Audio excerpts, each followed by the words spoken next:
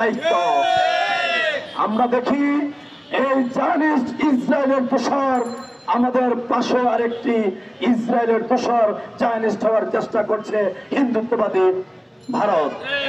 এই ভারত বিভিন্ন নাটক সাজিয়ে আমাদের কাশ্মীরের মুসলমান ভাইদেরকে হত্যা করার জন্য যে পায়তারা করছে সেটা আমরা রুখে দিতে চাই।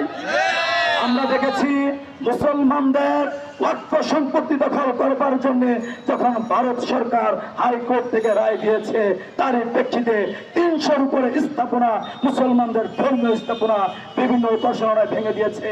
তখনই একটি জঙ্গি নাটক করে মুসলমানদের স্তব্ধ করে দেওয়ার জন্য যে হামলা হয়েছে, তারই প্রেক্ষিতে মুসলমানদের শক্তিশালী রাষ্ট্র পাকিস্তানকে দুর্বল করার জন্য তারা যে হামলা করেছে, হামলায় পরাজয় বরণ করেছে, এটা আমরা বিশ্বাস করি। কারণ মুসলমানরা পরাজিত হতে পারে না।